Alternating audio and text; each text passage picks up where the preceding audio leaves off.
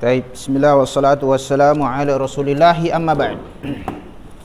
نواصل درسنا يا طالبات حتى 10 و15 دقيقة.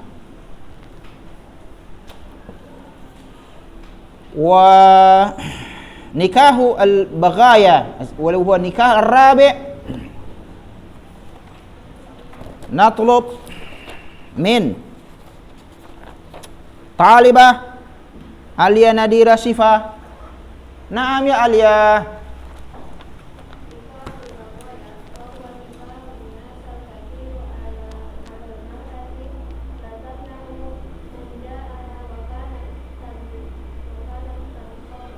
Tansibu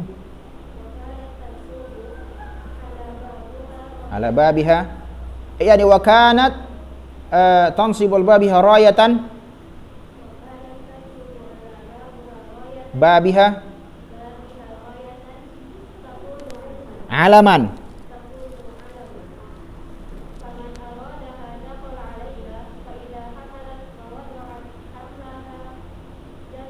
jama'u wada'u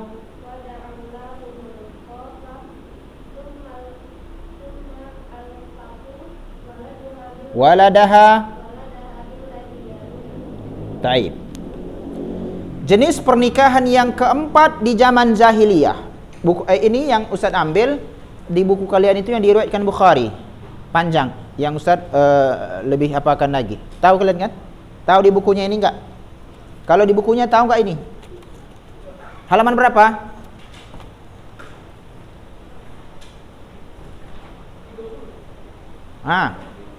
Ada. Rawa Abdullah bin Zubair bin Awam an Aisyah radhiyallahu ta'ala kanat nikahul jahiliyah ala arba'an hak. Ketemu? Aina kitabuki? Salah bawah. Khalas? Taib. Kita sudah mempelajari nikah manusia yang sekarang. Ada nikahul istibda', ada nikah laki-laki yang mendatangi seorang perempuan namun jumlahnya dibatasi kurang dari 10. Yang terakhir yang parah lagi, lebih parah lagi, nikahul baghaya, baghiyah. Baghaya ini pelacur. Bedanya pelacur sekarang enggak melahirkan, dia pakai alat untuk tidak hamil. Zaman dahulu enggak. Di zaman ini enggak. Mereka itu memang untuk mengeluarkan untuk mendapatkan keturunan kan gitu. Terserah nanti kalau hamil, ya ini undang-undangnya. Apa itu? Kita baca. Nikahul baghaya, menikahi atau berhubungan dengan wanita pelacur. Berarti pelacur itu dari dulu udah ada. Dan ini bukan konsep keuangan. Beda dengan zaman sekarang, orang melacur karena duit. Ini enggak, dia keturunan. Wa huwa nikahun nas al-katsir. Menikahnya di sini kita buat menikah, berhubungannya seorang yakni banyak orang kepada seorang wanita. La tamna man ja'aha. Dia tidak akan menolak siapapun yang datang kepadanya. Kayak pelacur betulan lah. Yang penting mana uang, gitu dia. Kalau ini enggak, dia nanti masalah keturunan. Wa kanat, karena dia tidak menolak siapapun yang datang kepadanya, berarti bergiliran antri. Apa yang harus dilakukan sebagai tanda bahwasanya dia sedang didatangi laki-laki, sehingga laki-laki yang lain tunggu giliran? Tansibu ala babiha rayah. Dia akan tancapkan di pintu rumahnya bendera. Takunu alaman, sebagai tanda ada laki-laki di dalam. Maka laki-laki yang mau datang, udah ada bendera, nantilah dulu. Begitu tidak ada bendera, datang dia.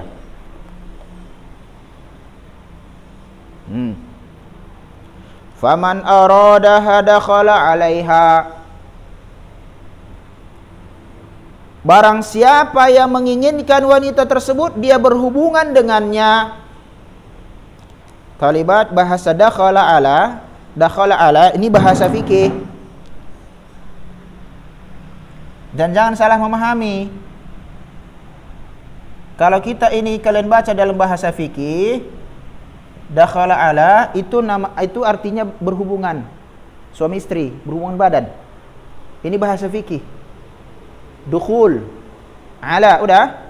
Tapi dalam konteks bahasa modern, ya, ini pun dipergunakan karena maknanya luas. Misalnya, dakhala fulan ala fulan. Artinya menjumpai. Jangan kita bawakan berhubungan mereka laki-laki sama laki-laki. Gitu salah artinya. Ya. Taib. Wadih, harus dipahami kapan dia dipergunakan kata ini. Kalau di bahasa fikih, kalau kalian temukan dakhala ala atau bahasa hadis dakhala ala, itu artinya adalah mereka melakukan hubungan.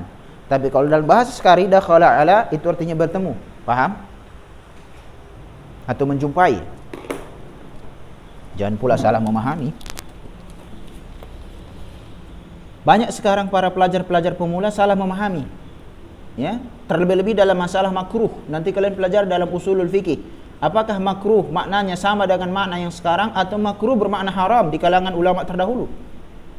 Padahal sama-sama bahasa makruh. Di sini letak kesalahan. Banyak manusia salah dalam memahami perkataan Imam Syafi'i. Tatkala Imam Syafi'i memakruhkan kumpul-kumpul di rumah orang meninggal, Imam Syafi'i mengatakan makruh, karahtu. Aku benci. Orang terjemahkan kan makruh doang berarti. Imam Syafi'i makruh berarti yasinan itu. Kalian memang kerjaan kalian suka nyala-nyalakan. Ini Imam Syafi'i makruh doang kok katanya. Seharusnya ditanya dulu, apa makna makruh di kalangan Imam Syafi'i? Nah, begitu, ya. Nah, yang ini jadi di laki-laki yang jumlahnya nggak menentu. Tadi kan rohtun yang ketiga jumlahnya kurang dari 10. Ini nggak menentu. Kalau 100 lah itu. Dan wanita tersebut pun tidak menolak siapa mau datang. Terserah kalian. Nah, gitu. Untuk menunjukkan ada laki-laki di rumahnya, pancangkan bendera. Berarti terang-terangan zina pada zaman dahulu. Sekarang orang berzina sembunyi-sembunyi kan? Ketahuan baru ketahuan tangkap polisi kan begitu. Dulu berzina terang-terangan, kasih bendera di depan. Dan mereka bangga dengan hal itu. Ini namanya masailul jahiliyah, kebiasaan-kebiasaan orang-orang jahiliyah pada waktu itu.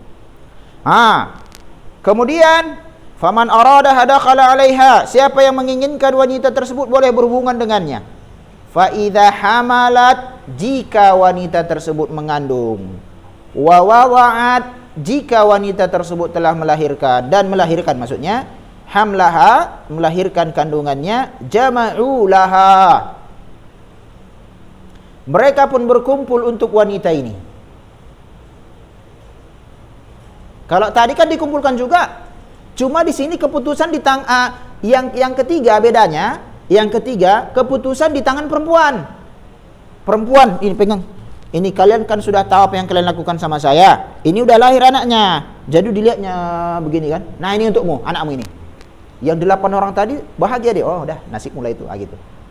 Kalau ini enggak, wanita tidak memberikan keputusan. Apa yang dilakukannya? Setelah laki-laki tersebut kumpul semua, jadi mereka juga gentleman, laki-laki betulan nih. Mau mereka datang? Enggak zaman sekarang. Zaman sekarang dia sendiri yang melakukannya, dia pula yang lari. Ini rame-rame datang mereka. Oh, ayo. Udah kita pernah sama perempuan itu kan? Udah, ayo kita lihat. Entah siapa nanti anak itu jadi milik siapa. Masih mending mereka ini. Laki-lakinya jelas. Enggak zaman sekarang. Enggak jelas itu. Laki-laki zaman sekarang itu. Ya, banyak seperti pelaku maksiat masuk ustaz. Ya. Wada'u lahum al-qafah, lalu mereka memanggil seseorang yang mengerti urat. Qafah itu ahli peruratan, bukan tukang kusuk ya. Maksudnya itu adalah dia bisa kalau zaman sekarang namanya ahli DNA. Kalau zaman dahulu dan sampai sekarang orang Arab masih memiliki itu. Dia bisa melihat ini ayah siapa, anak siapa dengan melihat wajahnya, dengan melihat kakinya, dan melihat tangannya dia tahu ini anak siapa. Ahli peruratan. Itulah yang dipanggil ini. Setelah dipanggil, ya, para ahli peruratan tersebut, dia melihat anak tersebut, dia lihatnya semua laki-laki, lihat tangannya semua, bagaimana kakinya dilihat semua. Alhaqu waladaha billadhi yarawnaha. Kemudian mereka itu akan melekatkan anak perempuan, anak wanita pelacur tersebut kepada siapa yang mereka pandang itu memang anaknya. Karena masalah ini ya talibat, kedokteran pun ini udah masalah yang semua orang tahu kan gitu. Sperma kalau dia masuk kan gitu, siapa yang paling cepat sampai membuahi itu yang jadi, selebihnya nggak akan jadi. Begitu, meskipun masuk sperma itu lebih dari satu orang laki-laki, udah nggak akan mungkin situ campur, enggak. Begitu satu saja masuk, kemudian yang lainnya nggak akan jadi. Nah inilah yang ini, yang jadi itu dari sekian laki-laki yang mendatanginya, dia akan lihat tanda-tanda anak itu, dilihatnya semua laki-laki yang pernah mendatangi perempuan itu, baru dia tahu ini anakmu. Mereka itu hanya berhubungan saja dengan wanita ini, tapi hasilnya ini darimu. Nah, bisa jadi dari laki-laki yang pertama atau laki-laki yang setelahnya. Ya, taib. Nah, inilah model pernikahan di masa jahiliyah. Kenapa dikatakan model pernikahan atau dikatakan istilah pernikahan, bukan pelacuran? Karena inti dari yang mereka lakukan semua itu adalah untuk menghasilkan keturunan, bukan supaya kasih duit. Meskipun ada namanya mahrul bagi, ada juga dikasihkan wanita itu uang, tapi tetap saja mereka itu tidak menahan kandungannya, biarkannya saja dia sampai hamil. Beda dengan pelacur sekarang yang memang dia tahan supaya jangan hamil. Dia pakai obat dan segala macam, ya, karena dia bukan tidak menginginkan kehamilan, dia pengen uang doang. Ini memang dia terkadang bisa dapat bayaran, tapi kehamilannya tetap dijaga juga. Kenapa? Karena sudah menjadi undang-undang, dia nggak akan ngurusi anak itu. Beda dengan zaman sekarang, siapa yang ngurusi anak kalau dia hamil? Kalau seandainya dia jaga anak itu, siapa? Perempuan itulah atau keluarganya. Laki-lakinya kemana? Lari dia, tak kemana. Ini enggak, di masa jahiliyah wanita enggak ngurusi anak-anak. Bahkan pun udah menikah sendiri resmi, kalau dia enggak mau menyusui anak itu enggak ada masalah. Makanya dikirim kepada wanita-wanita yang memiliki susu atau yang sedang menyusui atau lagi memiliki susu. Seperti Rasulullah saja kan disusui oleh Halimah As-Sa'diyah. Gitu. Itu biasa, oleh karena itu ada namanya saudara sepersusuan. Seandainya wanita istrinya sendiri pun mengatakan, bayar, ini kan anakmu, saya mau menyusui, boleh, bayar, berapa bayarannya? Boleh gak? Boleh. Di Indonesia, waduh, kena tempeleng lah ini perempuan, kan gitu ya.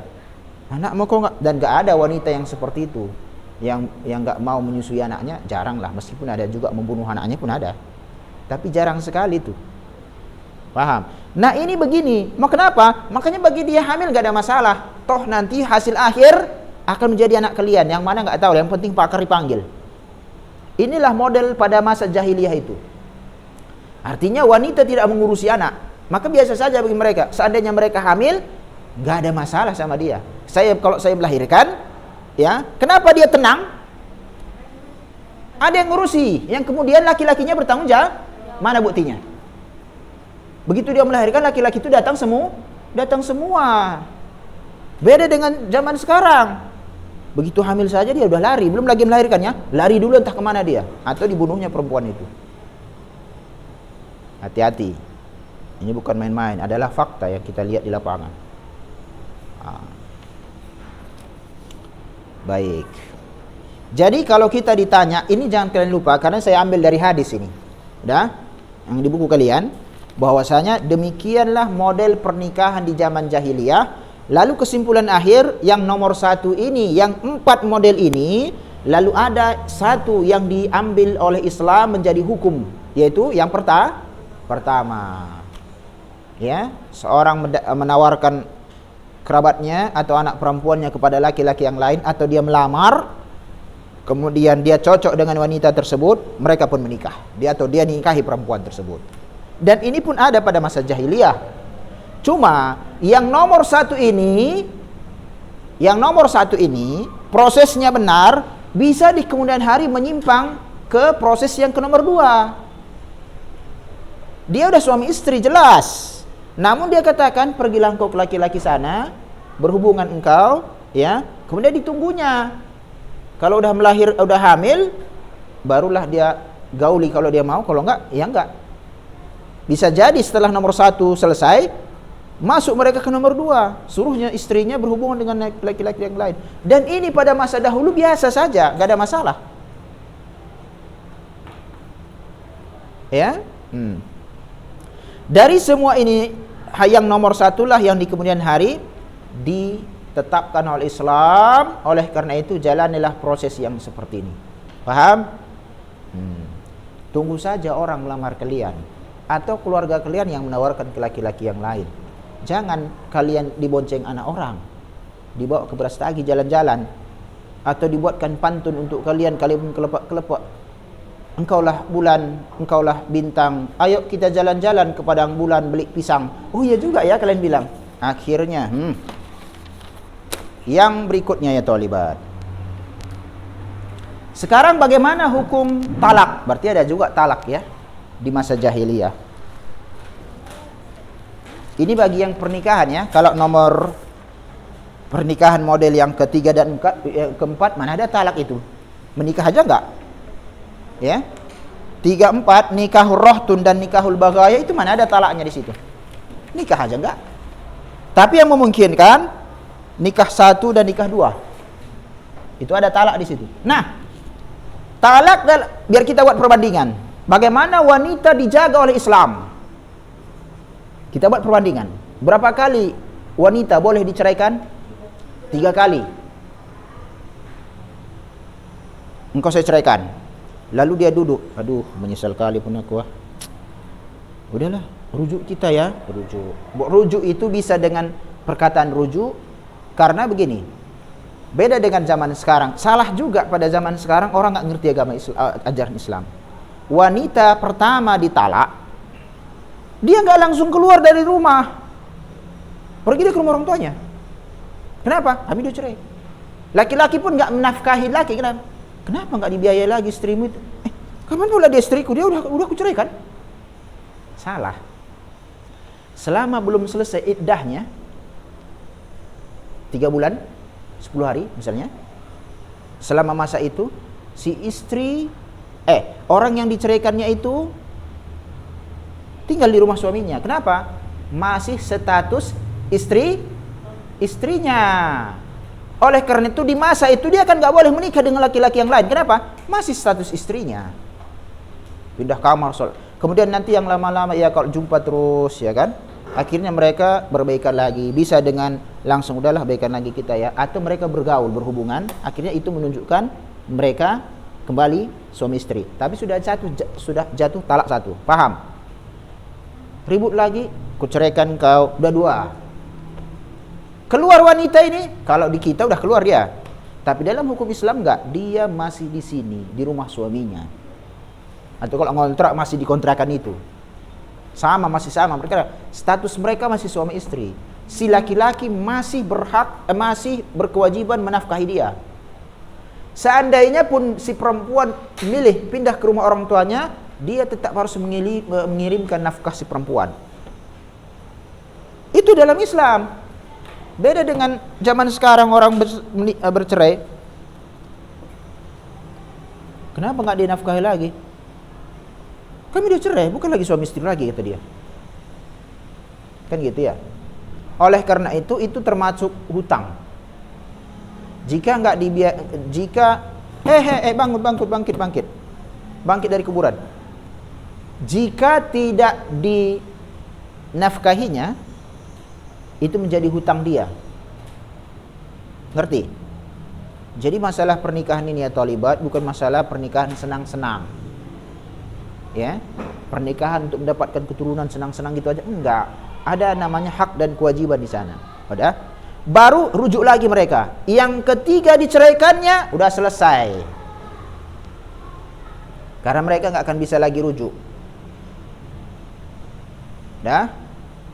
Nggak bisa lagi rujuk mereka ini.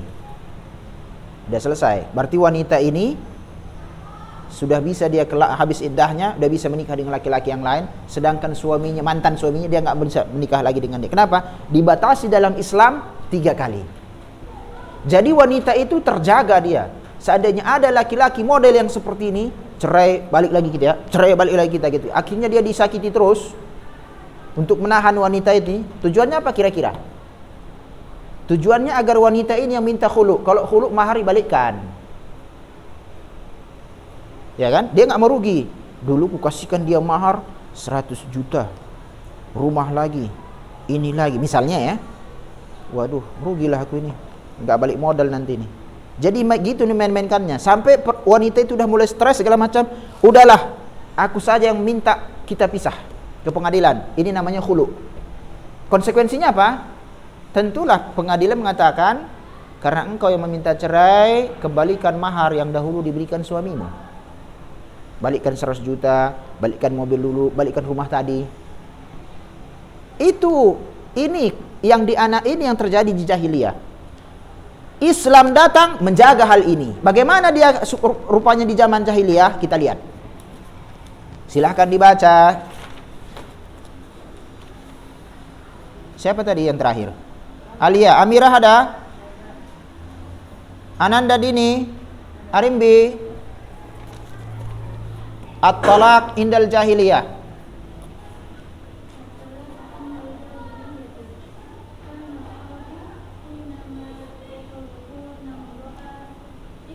Yutallikuna.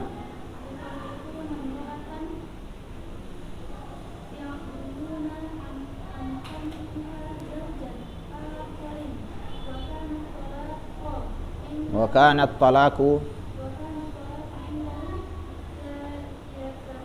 yataqayyadu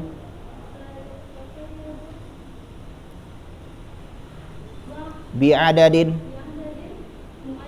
muayyadin.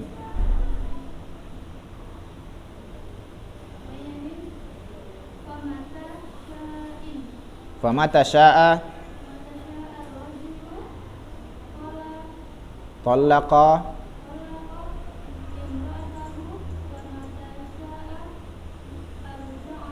Oke, kita lihat. Nanti kita bandingkan. Tadi udah kalian lihat gambaran talak di Islam. Cuma bisa dibatasi 3 kali.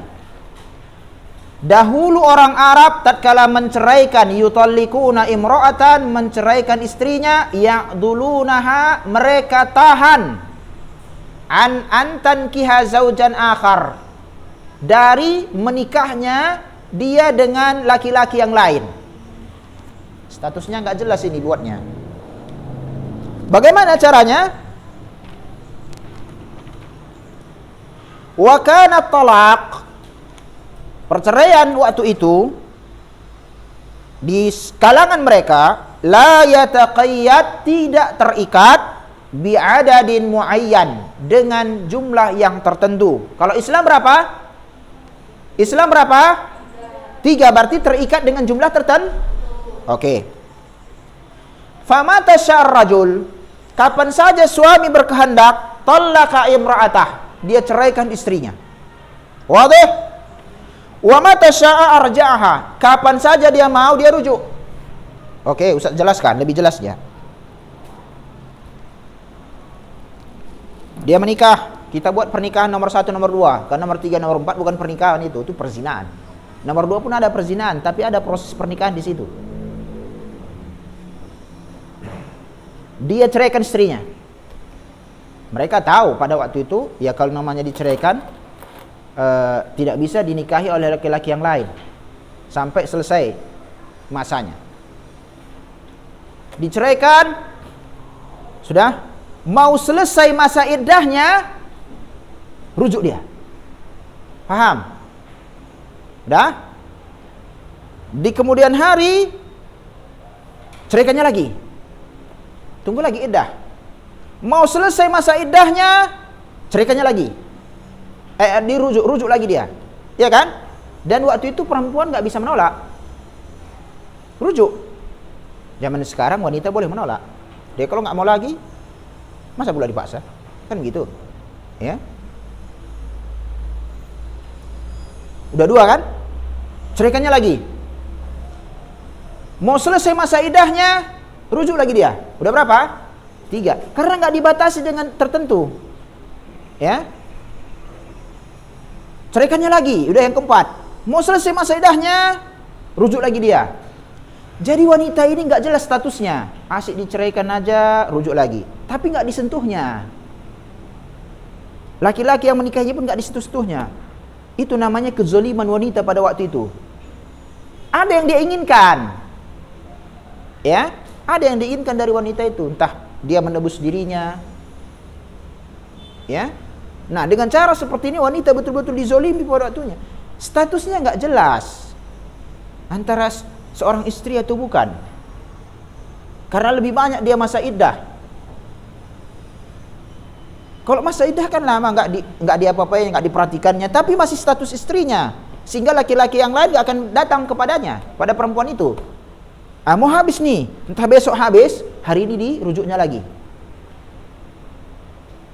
Setelah rujuk, besok ceraikannya lagi balik. Nunggu lagi 3 bulan, 10 hari misalnya. Begitu-begitu terus. Nggak jelas status wanita pada waktu itu. Wanita terkandung-kandung, dia apalah, gimana lah dia. Dia diurus suaminya pun enggak. Dibiarkan dia supaya menikah sama laki-laki lain pun tidak bisa juga. Karena hukum, dia dirujuk lagi balik. Datang Islam membatasi rujuk. Datang Islam membatasi perceraian cuma 3 kali talak. Mulia enggak itu wanita? Dimuliakan. Ya. Nah, inilah konsep talak di kalangan jahiliyah. Maka kalau orang berbicara wanita mengekang Islam, dia nggak belajar sejarah dia. Dia pingin wanita zaman sekarang, hatta artis Indonesia, berapa banyak artis Indonesia hamil dulu baru nikah, ya kan? Ini mereka pakai konsep yang nomor 1 dan nomor 2. Nomor 3 dan nomor 4. Cuma karena kita adat ketimuran, nggak mungkin laki-laki yang banyak, paling 1 orang, tah pacarnya. Kalau dia pacaran. Ya. Ini kan konsepnya, budayanya orang-orang kafir barat. Ya, menikah udah banyak anaknya baru mereka kawin. Pas kawin itu udah banyak anaknya. Ya, memang dari wanita tersebut banyak seperti itu. Itu konsep yang ditiru dari sana. Dan mereka bangga ada seperti itu, nggak dihukum. Ya, nggak dihukum di Indonesia, nggak dihukum itu. Bahkan dipublikasikan, masuk TV, makin bangga dia. Hati-hati dalam masalah seperti itu. Tapi di akhirat hancur itu semua. Kenapa? Wanita yang hamil tidak boleh dinikahi. Ya, cuma untuk menutupi aib apa yang dilakukan orang, dinikahkan. Tapi kalau mereka ngerti agama, wanita yang hamil tidak dinikahi berarti nikahnya tidak sah, berarti mereka akan berzina sepanjang hidup mereka. Alhamdulillah, intahal waqt. 8:17 ya. Kenapa kalian bilang? Taib, tinggal lagi yang terakhir, al-mirath indal jahiliyah, akan kita bahas di pertemuan kita berikutnya, talibat. Ya. Bagaimana sih konsep pernikahan pewarisan di zaman jahiliyah, ya, dan bagaimana konsep waris di kalangan kaum muslimin, agar kita lihat bagaimana Islam memuliakan kaum wanita. Wa sallallahu wasallama ala nabiyina Muhammad wallahu a'lam. Assalamualaikum warahmatullahi wabarakatuh.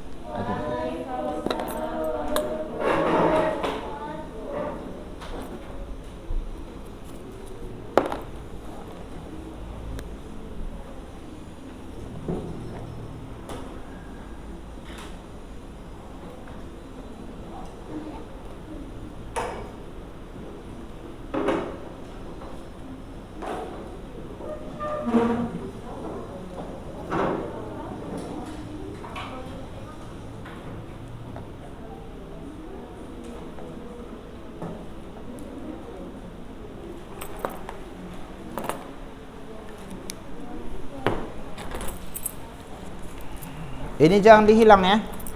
Kalian beli yang seperti ini, letak di dalam dia. Insyaallah selesai materi ini, kita akan Ustaz printkan lagi. Ustaz yang meringkas. Adapun buku kalian baca sendiri.